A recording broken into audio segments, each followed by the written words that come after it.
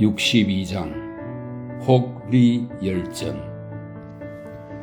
법령이 늘수록 도둑은 많아진다. 공자는 말했다. 정령으로 인도하고 형벌로 바로잡으면 백성은 형벌을 피하는 것을 부끄럽게 여기지 않는다. 덕으로 이끌고 예로 바로잡으면 부끄러움을 알고 바르게 살아간다. 노자는 이렇게 일컬었다. 최상의 덕은 덕이라고 하지 않으니 이 때문에 덕이 있다. 하급의 덕은 덕을 이루려 하지 않으니 이 때문에 덕이 없다. 법령이 많아질수록 도적은 많아진다. 태사공은 말한다. 진실로 옳구나 이러한 말들이여. 법령이란 다스림의 도구일 뿐 백성의 맑고 탁함을 다스리는 근원은 아니다. 진날을 칭합니다. 옛날에는 천하의 분망이 치밀했으나 간삼과 거짓은 싹이 움트듯 일어나 극도에 이르러 위아래가 서로 속여 구제할 수 없는 지경에 이르렀다. 당시 관리들은 불을 그대로 둔 채 끓는 물만 식히려는 것처럼 조급하게 했다. 이러한 상황에서 강하고 준엄하며 혹독한 사람이 아니고야 어떻게 그 임무를 즐겁게 감당할 수 있었겠는가. 그래서 도덕을 말하는 사람도 자기가 맡은 일을 감당하지 못했던 것이다. 그러므로 송사를 듣고 판결을 내리는 일은 나도 남과 같지만 반드시 송사가 없도록 할 것이다 라고 말하고, 하찮은 선비는 도를 듣고 크게 웃기만 할 뿐이다 라고 말했으니 이는 헛된 말이 아니다.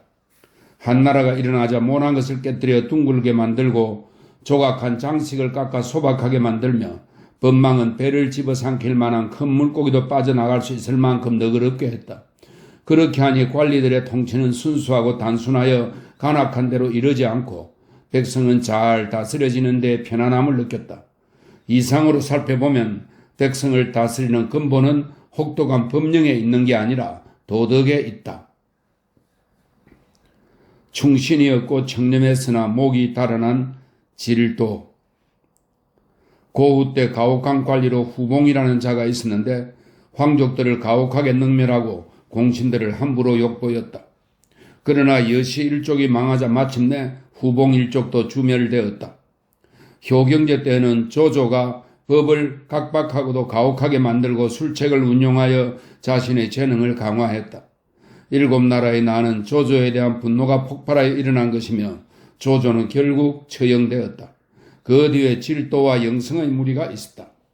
질도는 양땅 사람으로 낭이 되어 효문제를 섬겼다. 효경제 때 질도는 중랑장이 되어 과감하게 직관하고 조정 대신들을 눈앞에서 꺾어 눌렀다. 그는 일찍이 효경제를 따라 상리문에 간 적이 있었는데 가회가 변소에 갔을 때 멧돼지가 갑자기 변소로 뛰어들었다.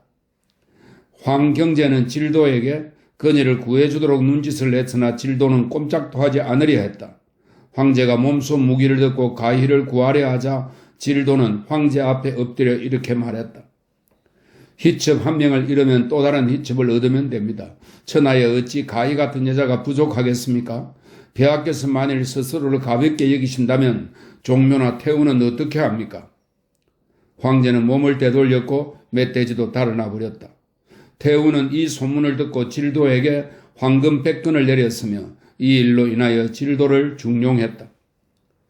제남군의 한씨라는 일족은 300여 가구나 되는 호족으로 법을 무시하고 제멋대로 행동했지만 2000석의 관리 중에 이들을 제지할 수 있는 자가 아무도 없었다. 그래서 경제는 질도를 제남군 태수로 임명했다. 질도는 부임하자 한씨 일족 중 가장 포악한 자의 일가를 주밀해버리니 나머지 한씨들은 두려워 벌벌 떨었다. 1년 남짓 지나자 제남군에는 길에 물건이 떨어져 있어도 죽어가는 사람이 없었다. 근처의 10여 군의 태수들은 질도를 대부 사람을 대하듯 외경했다. 질도는 사람됨이 용감하고 기계와 힘이 있으며 공정하고 청렴했다.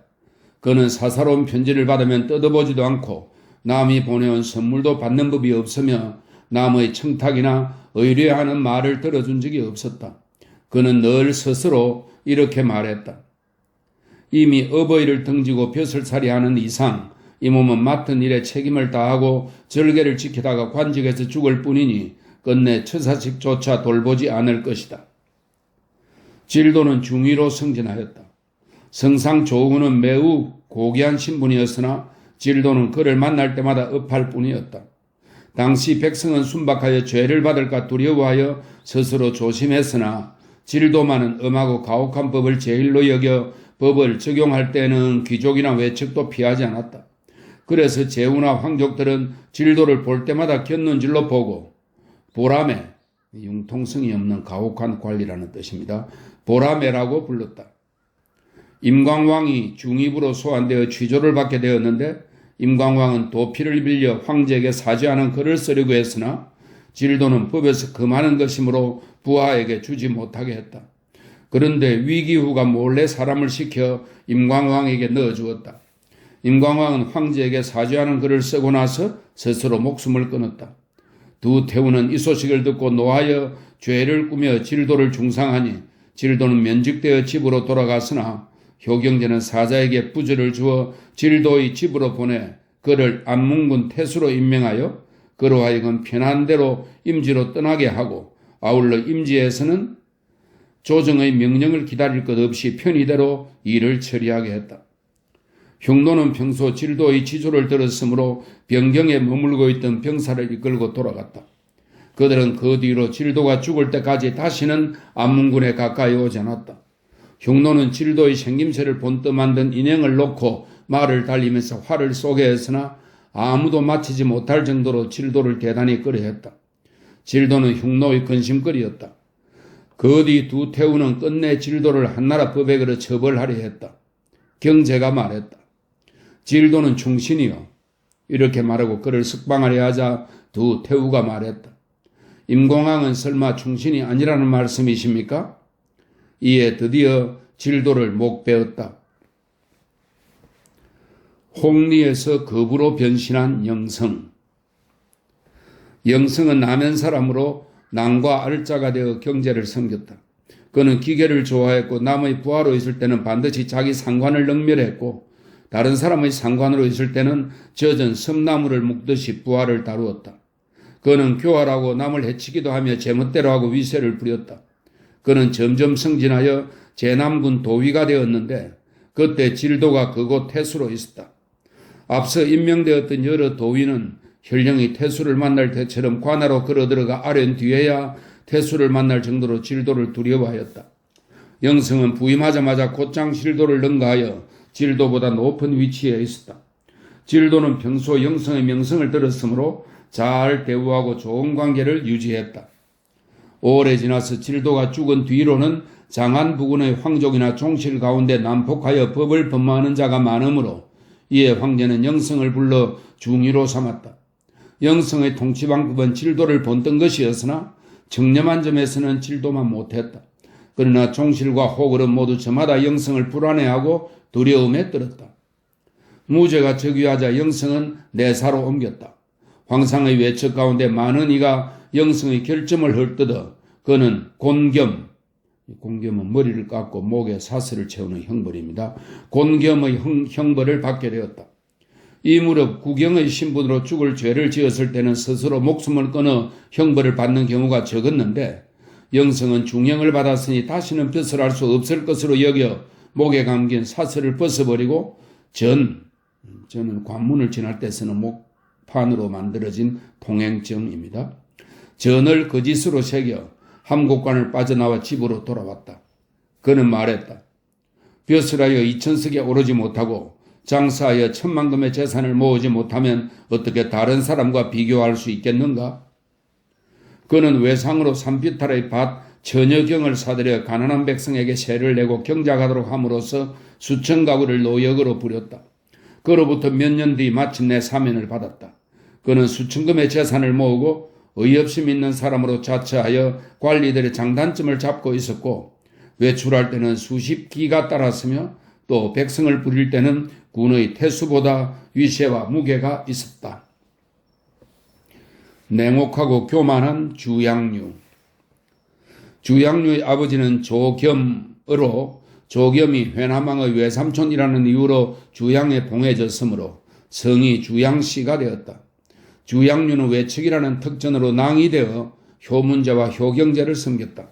경제 때 그는 군의 태수가 되었다. 무죄가 즉위했을 무렵에는 관리들이 법에 따라 매우 신중하게 다스리는 것을 숭상하였다. 그러나 주향류는 이천석 중에서도 가장 포악하고 냉혹하고 교만하고 방자했다. 그는 자신이 좋아하는 자는 법을 어기면서까지 살려주고 미워하는 자는 법을 왜곡시키면서까지 죽였다. 그는 부임하는 군마다 반드시 그곳 호족들을 주멸하고 태수가 되면 도위를 현령처럼 쳐다보며 도위가 되면 반드시 태수를 업신여겨 그 힘을 빼앗았다. 냉혹한 점에서는 거함과 겨룰만 했다. 법을 악용하여 남을 해치던 사만조차도 같은 이천석 신분이지만 수레를 같이 타는 경우 감히 부두를 깐 자리에 나란히 앉지 않고 가로막대에 함께 기대지도 못했다.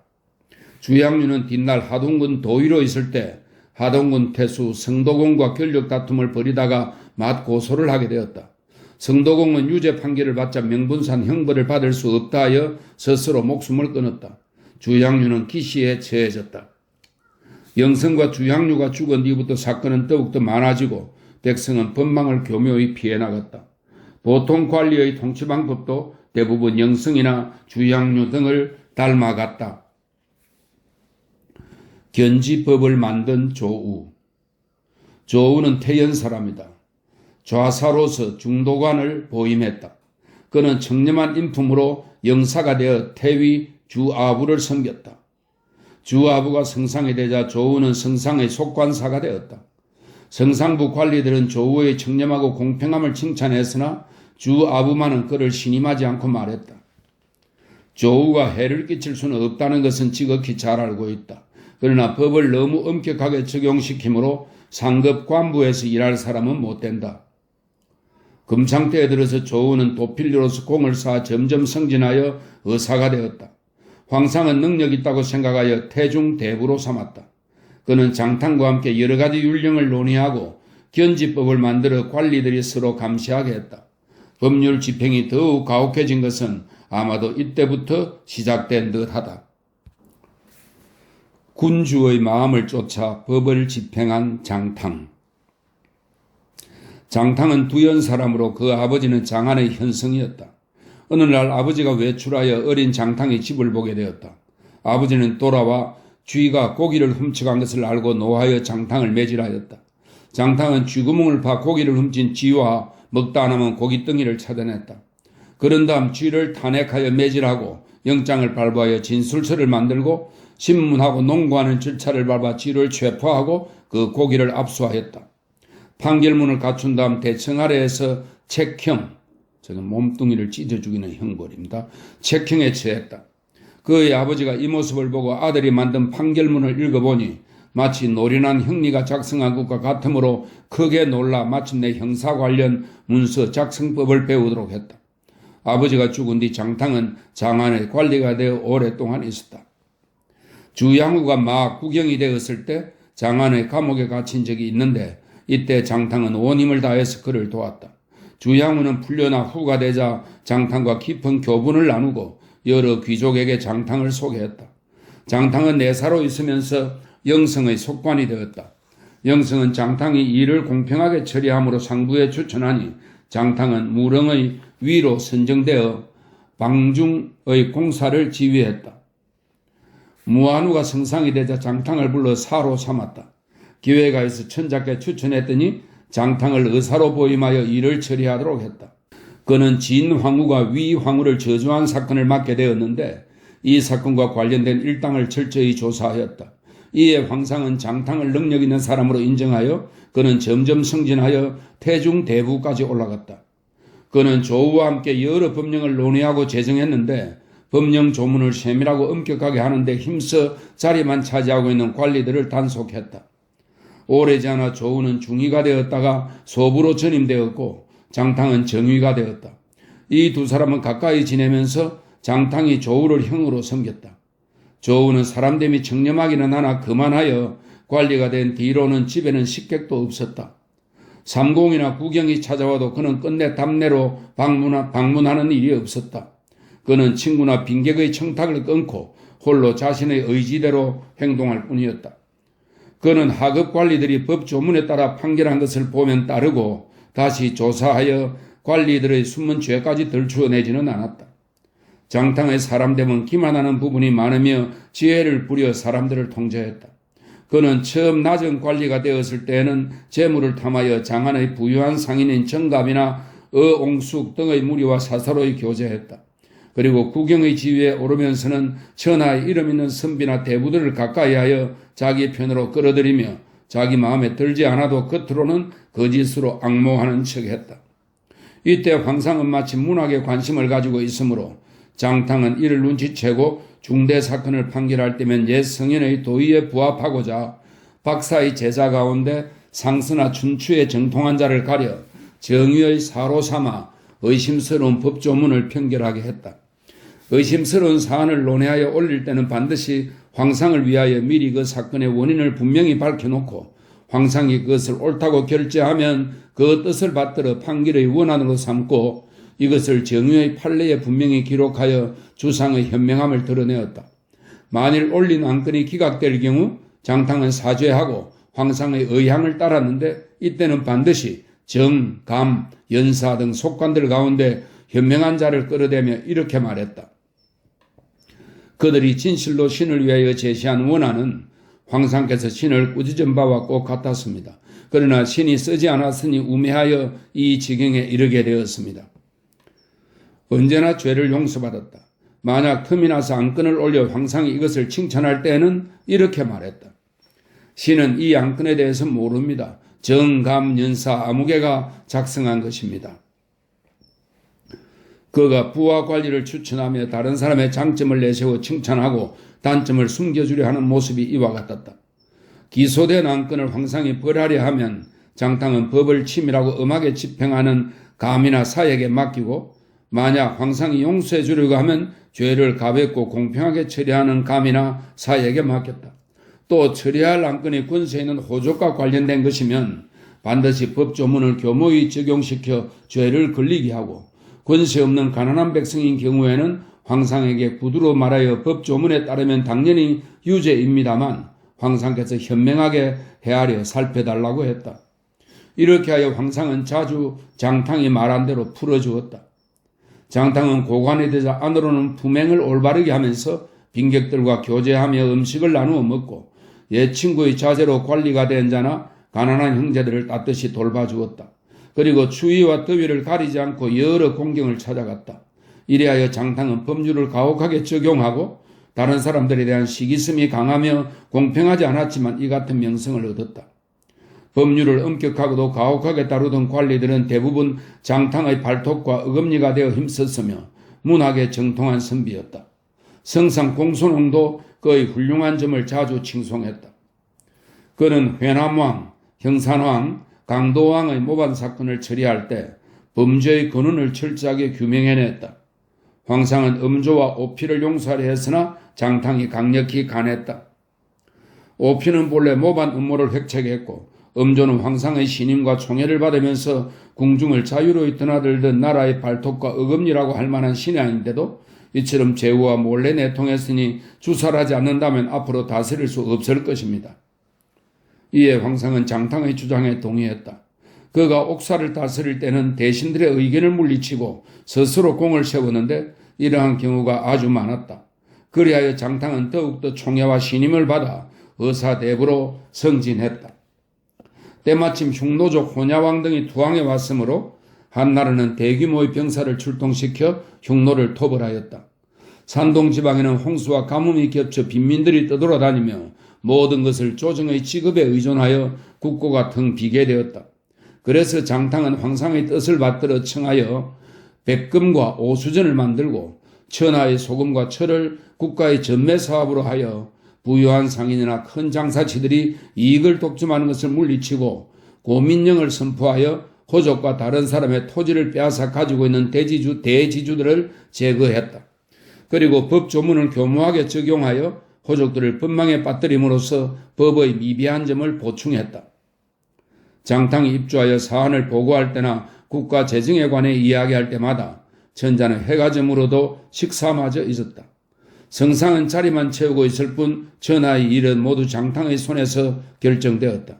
그러나 백성은 생활에 안정을 얻지 못하여 소요를 일으켰고 관청에서 처리하는 일도 그 실효를 거두지 못했으며 간악한 관리들은 서로 침탈하고 핍박함으로 준엄하게 다스렸다.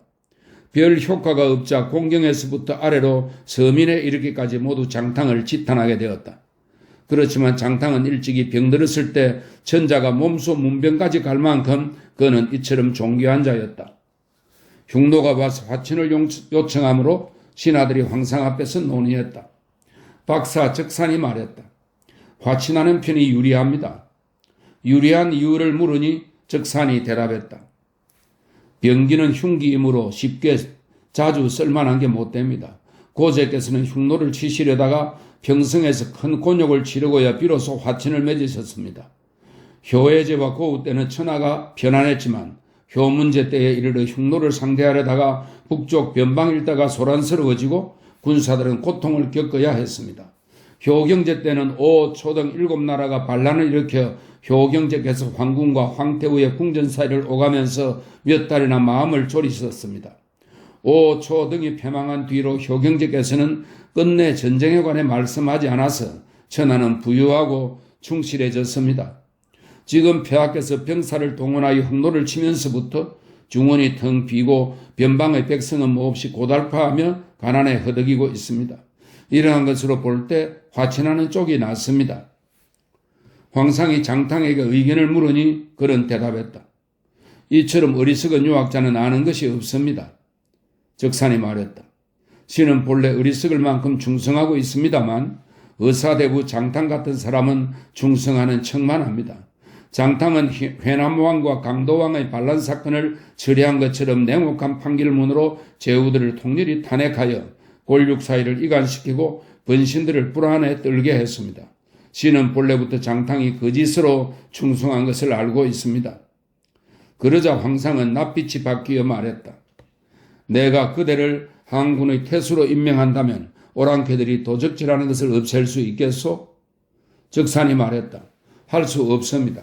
황상이 말했다. 한현의 혈령으로 임명한다면 다스릴 수 있겠소? 적산이 대답하여 말했다. 할 수 없습니다. 그러자 다시 물었다. 한 요새를 지키도록 하면 할 수 있겠소?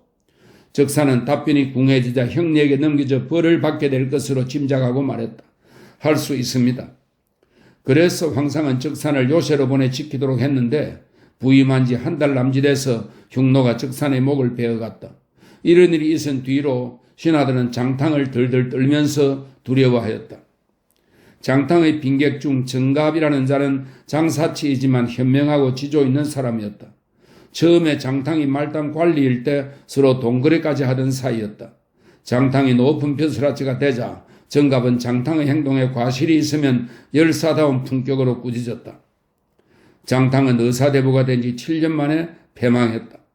하동사람 이문은 일찍이 장탕과 사이가 나빴는데 얼마 뒤에 의사 중성이 된 뒤로도 장탕에게 원한을 품고 미워하며 관청의 문서 가운데 장탕에게 해가 될 만한 것을 찾아내어 변명의 여지가 없도록 했다. 장탕에게는 아끼는 사 노알거가 있었다. 노알거는 장탕이 이문에게 불만이 있는 것을 알아차리고 사람을 시켜서 병고를 상조하여 이문의 간악한 행위를 고발했다. 이 일이 장탕에게 맡겨지자 장탕은 판결을 내려서 이문을 사형에 처했다. 장탕은 속으로 노알거가 이 일을 했음을 알고 있었다. 황상이 물었다. 이 변사를 고발한 출처는 어디로부터 시작된 것이요? 장탕은 놀란 척하면서 말했다. 이것은 아마 이문의 친구 중에서 그에게 원한을 품은 사람의 짓인 듯 합니다. 그 뒤 노알거가 병들어 시골 아는 집에 누워있게 되었는데 이때 장탕은 몸소 문병 가서 노알거의 다리를 주물러 주었다. 조나라는 야금과 제철을 사업으로 삼고 있었으므로 조나라 왕은 철관의 일로 조정에 소송을 제기하는 경우가 잦았는데 장탕은 그때마다 조나라 왕의 제소를 물리쳤다. 조나라 왕은 장탕의 부정한 행위를 캐내려고 했다. 조나라 왕은 노알거가 지난날 조나라 왕을 문초한 일이 있으므로 그에게도 원한을 품고 있어 이 두 사람을 한꺼번에 고발하는 글을 올렸다. 장탕은 대신 신분인데도 자기 속과 노알거가 병에 걸리자 그를 위해 다리까지 주물러 주었으니 큰 음모를 꾸미고 있다는 의심이 듭니다. 이 안건은 정유에게 넘겨졌다. 노알거는 병으로 죽었지만 이 사건이 노알거의 아우와 관련이 있으므로 아우가 도관에 갇혔다. 장탕은 도관에 수감된 다른 죄수들을 신문하면서 노알그의 아우를 보았으나 몰래 구해줄 생각으로 모르는 척했다. 노알그의 아우는 그런 줄도 모르고 장탕을 원망하여 사람을 시켜 글을 올렸다. 장탕은 노알그와 공모하여 이문의 변사를 고발했습니다. 이 양건은 감선에게 넘겨졌다. 감선은 일찍이 장탕과 사이가 좋지 않았으므로 이 양건을 맡게 되자 진상을 철저히 규명했으나 아직 상주하지는 않았다. 때마침 효문저의 능운에 묻어놓은 예전은 죽은 자를 위해 무덤 안에 넣어두는 돈입니다. 예전이 도굴되는 사건이 생겼다. 성상 장청적은 장탕과 함께 입주하여 황상께 사죄하기로 약속하고 의전으로 갔다. 그러나 장탕은 성상만이 사계절 능운을 순시하였으므로 당연히 성상이 사죄할 일이지 자기와는 아무런 관계가 없다고 생각하고 사죄하지 않았다. 성상이 사죄하자 황상은 이 안건의 처리를 의사 장탕에게 맡겼다. 장탕이 성상에게 견지법을 적용하려 하므로 성상은 이를 걱정했다. 성상 밑에는 장사 3명은 모두 장탕을 미워하던 터라 그에게 죄를 덮어 씌우려고 했다. 본래 장사 주매신은 회계사람으로 춘추를 공부했다. 장조가 사람을 시켜 주매신을 추천했다.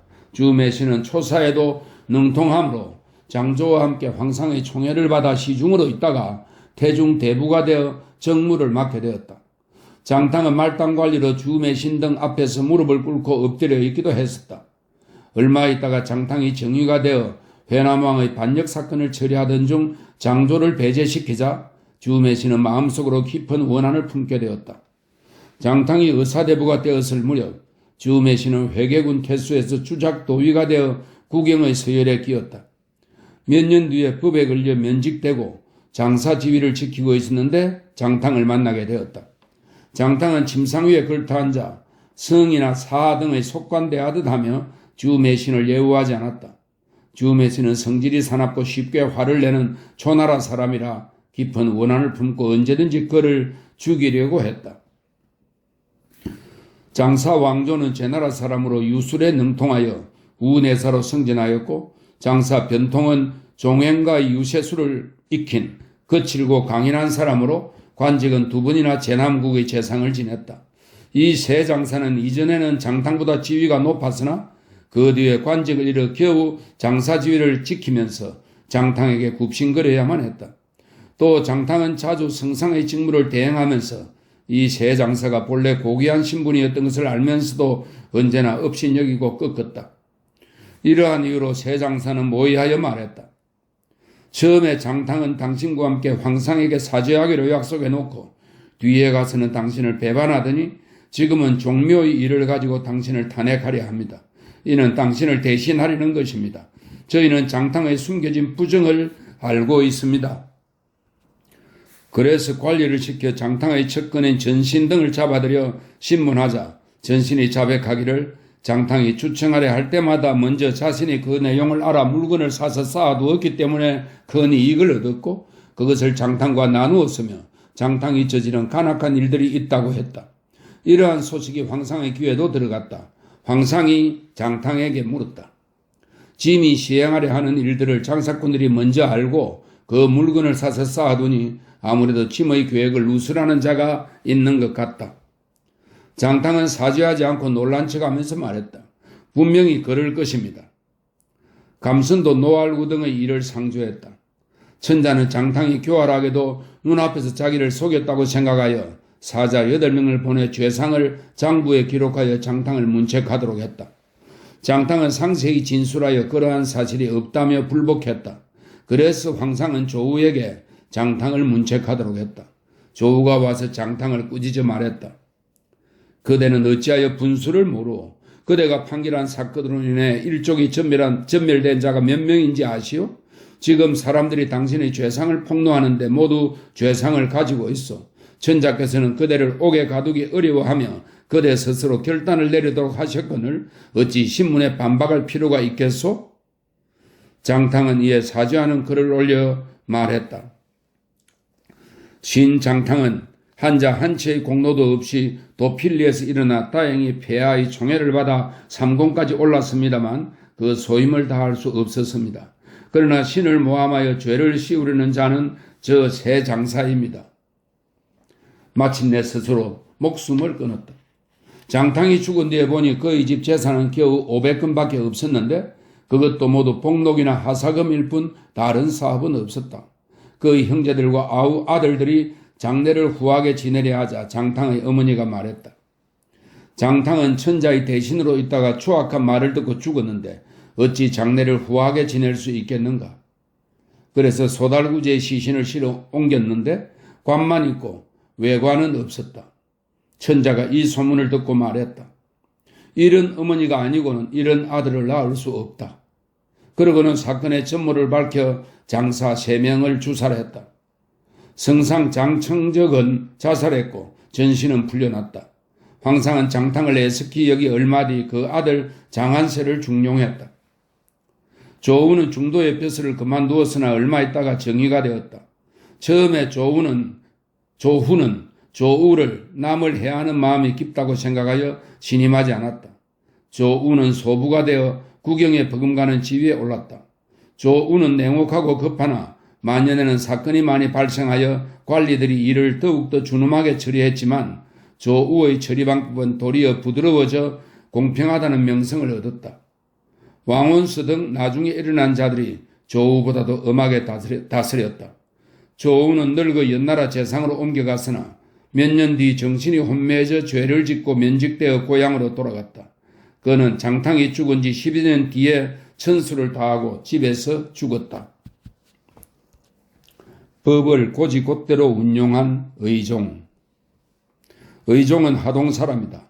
그는 소년 시절에 일찍이 장차공과 함께 길에서 노략질을 일삼다가 도적패가 되었다. 의종에게는 의후라는 누이가 있는데 의술로 왕태우의 총애를 받았다. 왕태우가 물었다. 너희 형제 중에 관리가 될 만한 자가 있느냐? 누이가 말했다. 동생이 하나 있습니다만 행실이 좋지 않아 관리가 될 만한 인물은 못 됩니다.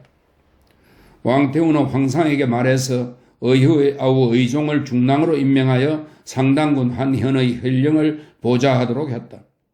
의종은 과단성 있게 다스리고 온정을 베푸는 일이 적어 현에서 일 처리에 소홀하거나 해결하지 못한 것이 없으므로 취직이 으뜸으로 꼽혔다.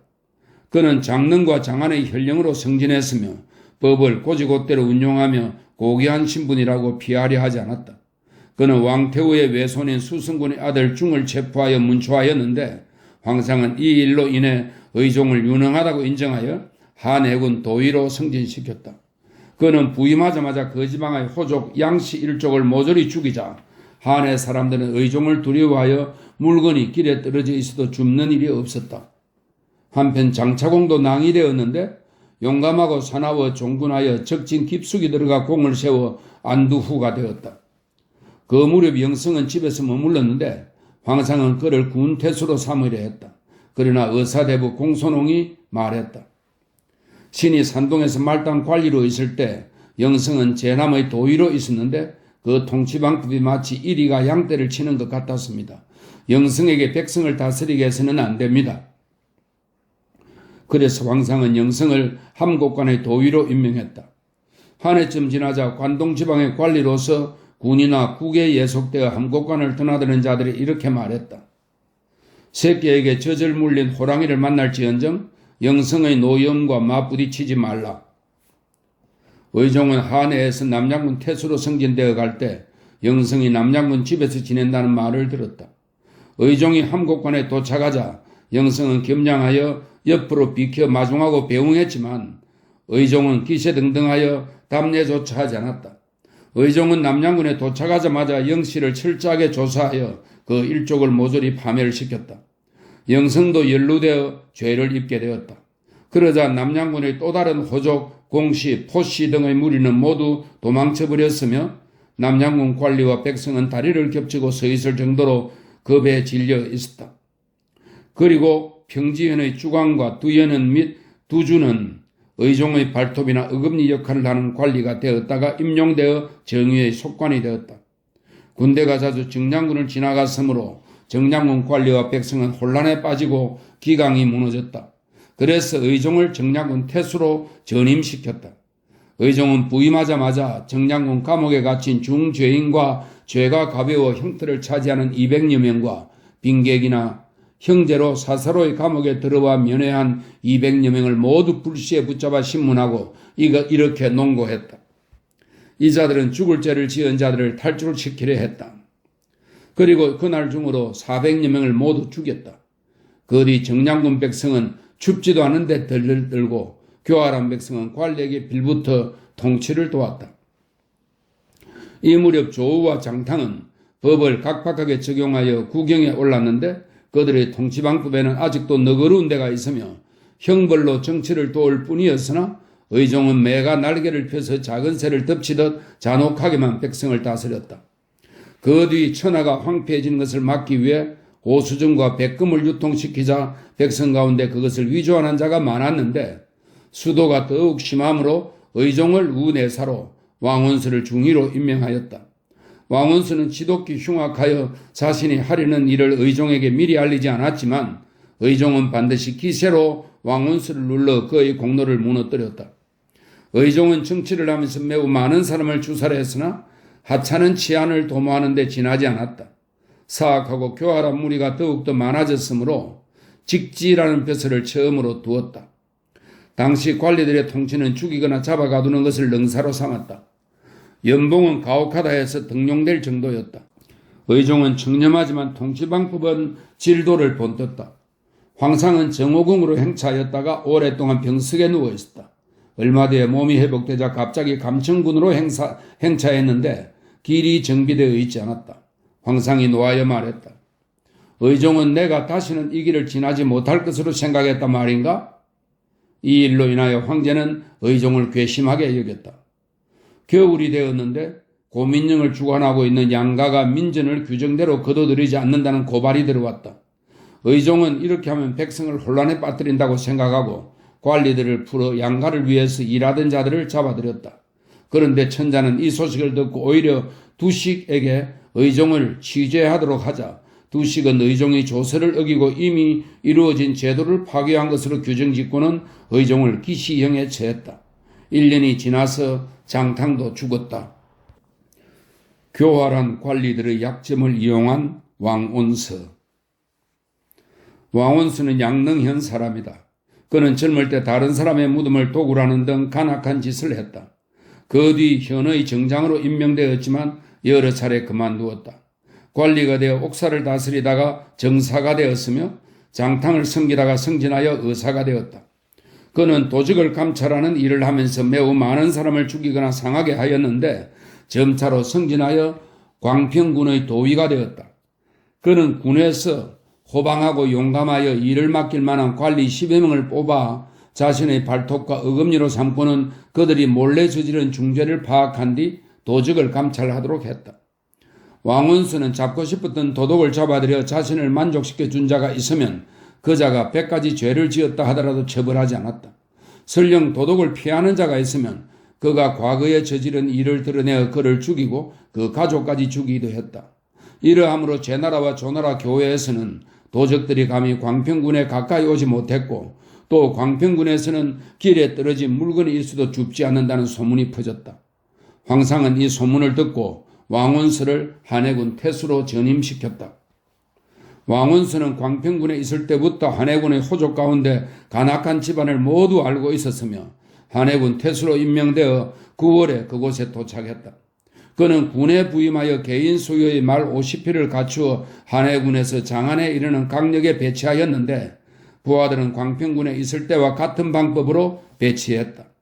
군 내의 교활한 호족들을 체포했는데 이들과 연좌되어 체포된 호족만도 처녀 가군화되었다. 왕원서는 글을 올려 주청하기를 죄가 큰 자는 일족을 멸하고 죄가 작은 자도 사형에 처하고 숨겨놓은 재산을 모조리 몰수하고 변상하도록 하겠다고 했다. 주청한 지 겨우 2, 3일밖에 안 되어 황상의 비준을 얻었다. 판결이 내려 처형된 자의 피가 10일까지 흘렀다. 한해 지방의 백성은 그가 상주하는 글이 그처럼 신속한 것을 이상하게 여겼다. 12월이 다갈 무렵 군에는 왕원수를 원망하는 소리도 없어지고 감히 밖에 나다닌 자도 없으며 들에는 개를 짖게 하는 도둑도 사라졌다. 애쓰다가 잡지 못해 놓쳐버린 도둑은 이웃 군과 국까지라도 가서 잡아왔다. 봄이 되자 왕원수는 발을 구르며 탄식했다. 아, 겨울을 한 달만 더 할 수 있다면 나는 일을 만족스럽게 처리했을 텐데. 그가 살상하여 위세를 부리기 좋아하며 백성을 사랑하지 않음이 이와 같았다. 천자는 이 소식을 듣고 그를 유능한 인물로 여겨 중위로 전임시켰다. 그의 통치방법은 한해에 있을 때와 같았다. 뒤에는 교활한 관리들을 불러 모아 함께 일했는데 한해는 양계와 마무가 있었고 관중에는 양공과 성신 등이 있었다. 의종이 내사로 있을 때에는 왕원수라도 그를 끌여 감히 제멋대로 다스리지 못했다. 그러나 의종이 죽고 장탕이 실각한 뒤로는 왕원수는 정의로 옮기고 윤제가 중의가 되었다. 윤제는 동군 치평 사람이다. 도피를 다루는 말단 관리에서 점차 승진하여 의사가 되었다. 장탕을 섬겼는데 장탕은 자주 그의 청렴함과 무용을 칭찬하여 도적을 감독하도록 하니 죄인을 처형하는 일에서는 고귀한 신분이나 외척을 가리지 않았다. 관내 도의로 전임된 뒤로는 영성보다도 더 심하다는 명성이 있었다. 황상은 그를 유능하다고 보고 중위로 승진시켰으나 관리와 백성의 생활은 더욱 고달프고 피폐해졌다. 윤제는 나무처럼 강직하고 거칠애가 적었으므로 혹이 있고 간악한 관리들은 움츠리고 숨어들었지만 선량한 관리들도 원하는 대로 잘 다스릴 수 없어 일을 제대로 처리하지 못하는 경우가 많아 죄를 입었다. 황상은 다시 왕원수를 중위로 옮기고 양복은 엄격하고 혹독함을 인정하여 주작 도의로 임명했다. 양복은 의양 사람으로 천부 신분으로 관리가 되었다. 하남군 태수가 그의 재능을 인정하여 추천해서 의사로 전임하여 관동지방의 도적을 감독했다. 그의 통치방법은 윤제를 본떠서 사납게 행동했다. 그는 점차 승진해서 주작 도의가 되어 국영의 서열에 올랐다. 천자는 그를 유능하다고 인정했다. 나무리 반란을 일으켰을 때 그는 누선 장군으로 임명되어 공을 세워 장량 후에 봉해졌다. 그 뒤 순체에 의해 묶이는 처지가 되었다. 그는 오랜 뒤에 병으로 죽었다. 왕원서가 다시 중위가 되었다. 왕원서는 사람됨이 거칠애가 적었고 조정위에 있을 때는 어리석어 변론도 못했으나 중위가 되면서는 마음대로 잡아들이거나 죽일 수 있기 때문에 마음으로 즐거웠다. 도적을 감독함에 있어 그는 평소 관중의 습속에 익숙하여 호족과 간악한 관리들을 잘 알고 있었으므로 호족과 간악한 관리들은 왕원서 다시 그에게 임용되어 책략을 바쳤다. 관리들이 가혹할 정도로 감시하니 도리어 도적이나 불량배들이 투수를 하거나 고발했으므로 백격장, 이것은 거리나 마을의 장입니다. 백격장을 두어 간악한 자나 도적을 서로 감시하고 잡아들이도록 했다. 왕원서는 사람됨이 아첨하는 성격이라서 권세 있는 자는 잘 섬기고 권세 없는 자는 노예처럼 다루었다.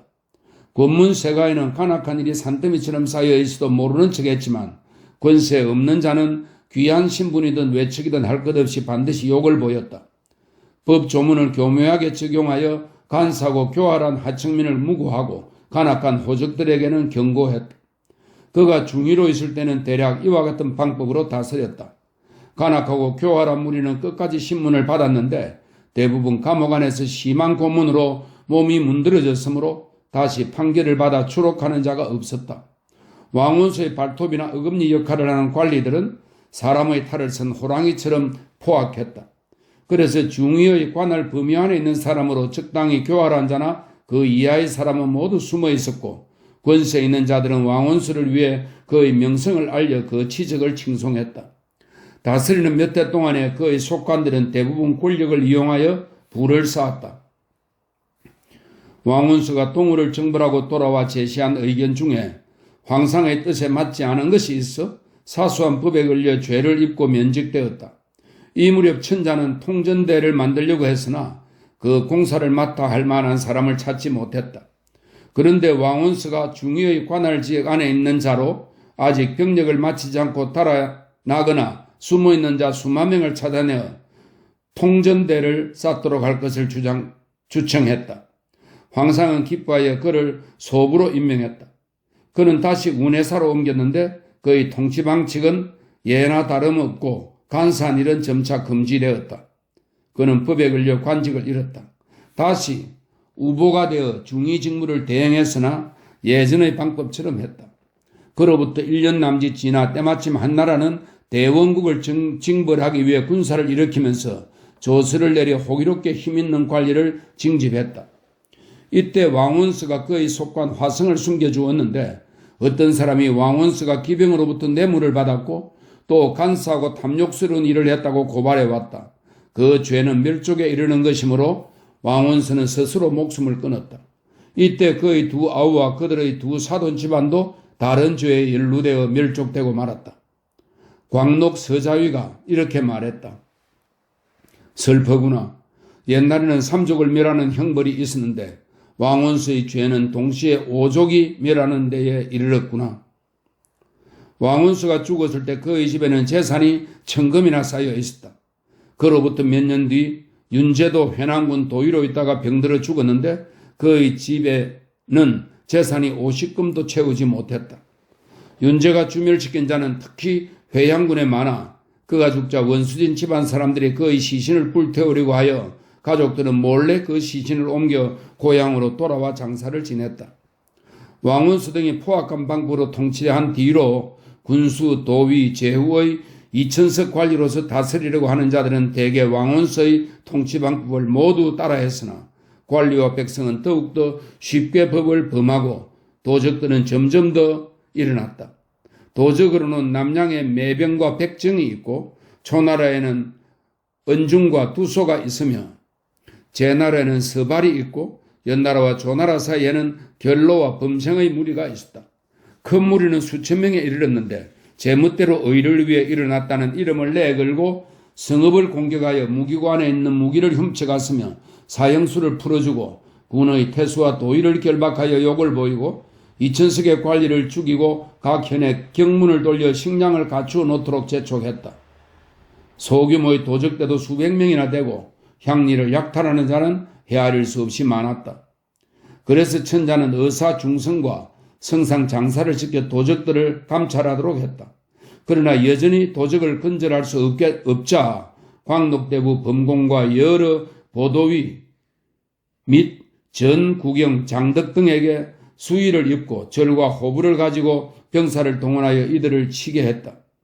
이때 머리를 벤 것이 많은 경우에는 만여급에 달했으며 도적들에게 음식물을 제공한 자도 법령에 따라 주사를 했는데 이 법에 연좌된 자는 각 군에 걸쳐 있었고 심한 경우에는 수천 명이나 되었다. 몇 년 뒤에 그들의 우두머리들은 잡았지만 흩어진 졸개들은 달아났다가 또다시 무리를 이루어 산천의 험준한 곳에 기대어 관병에게 맞서고 언제나 무리를 지어 살아서 어쩔 도리가 없었다. 그래서 친명법, 도덕을 숨겨주는 자를 사형에 처하는 법입니다. 그래서 친명법을 만들어 도덕대가 일어났는데도 발견하지 않거나 발견하더라도 전원을 체포하지 못하면 2000석에서 말단 관리까지 모두 사형에 처한다고 했다. 이러한 법이 제정된 뒤로 말단 관리들은 처형될까 두려워 도적이 있어도 감히 적발하려 하지 않았다. 이는 체포하지 못하면 자신이 형벌을 받게 되고 군부에 누를 끼칠까 두려웠기 때문으로 군부에서도 적발하지 않으므로 도적들은 차차 더 불어났다. 관리들은 위아래가 서로 감추어주고 문수를 꾸며 법망을 피했다. 작은 일을 충실하게 하여 큰 일을 한 감선. 감선은 양현 사람이다. 그는 좌사로 있으면서 맡은 일을 완벽하게 하여 하동태수의 관청에서 일하게 되었다. 장군 위청이 사자 신분으로 말을 사기 위하여 하동군에 갔다가 감선의 일 처리 능력이 완벽한 것을 보고 황상에게 아뢰어 대구성으로 초빙되었다. 그는 맡은 일을 훌륭하게 수행하여 서서히 승진하여 의사가 되고 중성이 되었다. 황상은 그에게 주보원의 죄를 다스리게 하고 또 회남의 반란 사건을 다스리게 했다. 그는 법조문을 세밀하게 적용하여 사형시킨 자가 매우 많았지만 의심스러운 사건을 과감히 판결했다고 칭찬을 받았다. 그는 파면되었다가 기용되기를 여러 차례 거듭하면서 거의 20년간이나 의사와 중성으로 있었다. 왕원수가 중위에서 면직되었을 때 감선은 저하내사가 되었다. 그는 쌀과 소금을 관리했는데 그 밖의 크고 작은 일을 모두 자기 손으로 관여했고 현의 각 부분의 물품까지 관리했으므로 현령과 현성 이하의 관리들이 제멋대로 바꾸어 움직일 수 없었다. 만약 움직이는 일이 있으면 엄중한 법으로 그들을 올감했다. 그는 관직에 몸담은 지 몇 해 만에 군안의 모든 자질구레한 일까지도 처리했다. 그는 작은 일을 충실하게 하여 큰 일을 한 사람이다. 그는 자기 능력에 기대어 일을 처리했는데 이는 보통 사람으로는 하기 힘든 일이었다. 감스는 중도의 벼슬에 쫓겨났다가 우부풍이 되었다. 그는 성신을 몹시 미워했다. 성신이 따라나 상리문에 숨어버리자 감스는 미연의 현령에게 성신을 쳐 죽이게 했으나 이졸들이 성신을 죽일 때 쏜 화살이 상리문의 문에 꽂히고 말았다. 이 일로 감스는 죄를 지어 형리에게 넘겨져 대역죄로 판결되어 일족이 몰살되고 스스로 목숨을 끊었다. 그 자리에는 두주가 임용되었다. 법을 그때그때 적절하게 적용한 두주. 두주는 남양군 두연 사람이다. 그는 의종이 남양군 태수가 되었을 때 그의 발톱과 어금니 같은 역할을 하다가 청거되어 정의사가 되었다. 장탕을 섬겼는데 장탕은 그가 능력이 완벽하다고 황상에게 자주 아뢰었으므로 의사가 되어 변방지대에 도망친 사졸들을 조사하라는 명령을 받았는데 두주의 논제로 인해 죽게 된 자가 매우 많았다. 그는 정사에 대한 보고가 황상의 생각과 잘 들어맞으므로 감성과 똑같이 임용되어 번갈아가며 교대로 10여 년 동안이나 중성을 지냈다. 그의 통치 방식은 감성과 비슷했으나 생각이 더디고 겉으로는 관대한 것처럼 보이나 속으로는 깊이 뼛속까지 냉혹할 정도였다. 감성은 좌안애사가 되고 두주는 정의가 되었다. 그의 통치 방식은 장탕을 상당히 본받고 또 황상의 의향을 잘 살폈다. 황상이 배척하려는 자가 있으면 황상의 뜻에 따라 모함하여 올가 넣었고 황상이 풀어주려는 자는 오랫동안 옥에 가두어 두었다가 황상이 물을 때까지 기다려서 그의 억울함을 넌지시 내비쳤다. 농객 가운데 어떤 이가 두주를 꾸짖어 이렇게 말했다. 당신은 천자를 위에 공정하게 판결하는 곳에 있으면서 삼척법에 따르지 않고 오로지 주인된 자의 뜻에 따라 판결하니 판결이란 본래 이러한 것입니까? 두주가 말했다. 삼척법이 어디서 나왔습니까? 이정군주가 옳다고 하여 만든 것을 유리라 하고 훗날의 군주가 옳다고 하여 기록한 것을 영이라 하였습니다. 그때 맞는 것이 옳다는 말입니다. 어찌 옛날 법만을 따른단 말입니까? 두주는 정의에 오른 뒤 황상의 조서를 받고 판결하는 일이 더욱더 많아졌다. 이천석으로 감옥에 갇힌 자는 앞서 잡혀온 자와 새로 들어온 자를 합쳐 100여 명씩을 내려간 적이 있었다. 또 군의 관리나 성상부와 의사부의 관리들도 정의에게 넘겨졌는데 1년에 1000여 건에 이르렀다. 큰 사건에는 연좌되어 정인으로 신문을 받은 자만 해도 수백 명에 이르고 작은 사건에는 수십 명이나 되었다. 소환되어 멀리서 오는 자는 수천 리 밖에서 왔고 가까이서 오는 자는 수백 리 밖에서 왔다. 신문할 때 고소장대로 탄핵하고 논주하여 죄를 시인하도록 요구하고 죄를 인정하지 않으면 매질을 해서라도 죄과를 확정하였다. 그래서 체포하러 온다는 소문만 와도 모두 달아나 숨어버렸다. 감옥에 오랫동안 갇힌 자들은 여러 차례 사면되더라도 12년 뒤에 다시 고발된 자는 대개 부도죄, 이것은 무고한 일가 세 사람을 죽이는 것입니다. 부도죄 이상의 죄로 처형되었다. 정의와 중도간이 조서를 받아 다스린 죄인이 6, 7만 명에 이르며 다른 관리가 법령을 걸어 처리한 죄인도 10만여 명이나 되었다. 두주는 중도에 면직되었으나 나중에 집검호가 되어 도둑 잡는 일을 하여 상응량과 위왕후의 형제들의 자식을 체포하여 다스렸는데 법을 너무 지나치게 하고 가혹했다. 천자는 그가 온 힘을 다해 사심없이 일하는 사람임을 인정하여 의사대부로 전임시켰다. 두주의 두 아들은 하수를 사이에 두고 한해군과 하남군 태수가 되었는데 그들은 왕원수보다 훨씬 더 포악하고 냉혹하게 다스렸다. 두주가 처음 부름을 받고 정사가 되었을 때 가진 것이라고는 말 한 필 뿐이었는데 그것도 마구를 온전하게 갖추지 못했다. 그러나 오랫동안 정사를 맡다 삼공의 서열에 끼면서 자손들은 높은 벼슬에 오르고 집안에는 그만큼의 재산이 쌓였다. 태사공은 말한다. 질도에서 두주에 이르는 10사람은 모두 냉혹하고 준열하게 다스린 것으로 명성을 얻었다. 그러나 질도는 강직하여 옳고 그른 것을 따져 천하의 중대한 원칙을 논쟁거리로 삼았다. 장탕은 음양의 이치를 알았으므로 언제나 황상의 뜻과 위아래로 잘 맞았으며 때로는 일의 옳고 그름을 가려 나라에도 이익을 안겨주었다. 조은은 법에 의거하여 정의를 지켰다. 두주는 아첨했지만 말을 적게 함으로써 무겁게 보였다. 장탕이 죽은 뒤로 법령이 치밀해져서 관리들은 대체로 사람들의 죄를 가혹하게 다스렸지만 국가의 일은 점차 혼란스럽고 쇠락하여 백성은 황폐해졌다.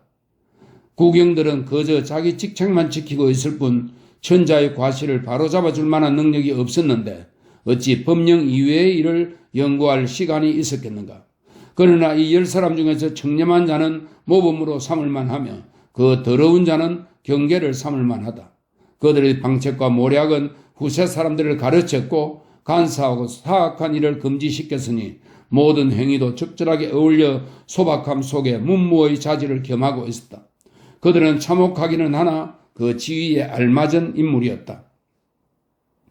촉군 태수 풍당은 포악하고 잔인했고 광안군의 이정은 제멋대로 사람의 사지를 찢었으며 동군의 미복은 톱으로 사람 목을 자르고 천수군의 낙백은 망치로 쳐서 자백을 받아내었으며 하동의 저광은 함부로 사람을 죽이고 경조의 무기나 풍익의 은주는 독사나 사나운 새처럼 잔인했으며 수영도의 연봉은 사람을 때리고 죄를 용서해주는 조건으로 뇌물을 받았는데 이러한 일을 어찌다 셀 수 있겠는가? 어찌다 셀 수 있겠는가?